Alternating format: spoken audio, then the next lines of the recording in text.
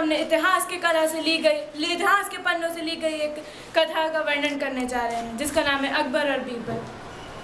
बहुत वर्ष पहले की बात है। एक आदमी तोते पकड़कर उन्हें सिखाने पढ़ाने के लिए उन्हें किसी आदमी को भेंट करके इनाम पाने का धंधा करता था। और एक दिन बोलो महाराज की जय हो, बोलो महाराज की जय हो, बोलो महाराज की जय हो। महाराज को मेरा प्रणाम। महाराज, मैं आपके लिए सुंदर और काबिल तोते को लाया हूँ। इस तोते को मैंने इंसानी बोल बोलना भी सिखाया। ये आपको भविष्य की बातें भी बताएगा, साथ ही साथ आपके बुरे वक्त में, आपके दुख के वक्त में या आपको उसका समाधान भी बताएगा। महाराज, कृपया इस तोते को मैं आपको भेंट के रूप में देना चाहती हूँ, कृपया इसे स्वीकार कीजिए। तुम्हारा बहुत बहुत धन्यवाद, परंतु हम इस तोते को निःशुल्क तौर पर नहीं लेंगे, बल्कि तुम्हें इसके 100 सोने के सिक्के भी देंगे। जैसे आपकी आज्ञा महाराज।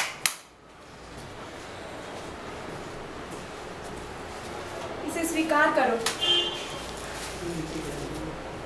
धन्यवाद महाराज।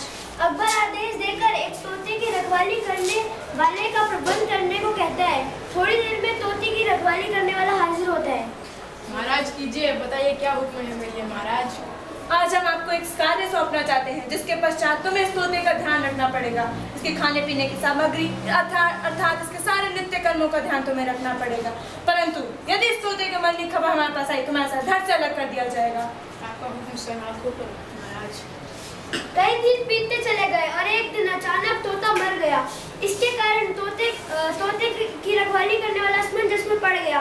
उसने सोचा, यदि वह इसके मरने की खबर लेकर राजा के पास जाता है तो वह उसे मार देंगे, और यदि नहीं जाता है तो वह उसे बाद में वह जानकर क्रोध से उसे मार देंगे। वह क्या करे? वह भागा बीरबल के पास जाता है। बीरबल, क्या हुआ? तुम इतने चिंतित क्यों हो? बीरबल, महाराज का तोता मर गया है, कृपया मेरे को बचा लो। आप निश्चिंत रहे, मैं कुछ सोचता हूँ। यह सुनकर बीरबल कुछ सोच विचार करके अकबर के दरबार में जाता है। मैं ऐसा क्या करूं जिससे रखवाली को मृत्युदंड ना मिले? महाराज की जय हो। बोलो बीरबल। महाराज, आपका तोता। क्या हुआ तोते को?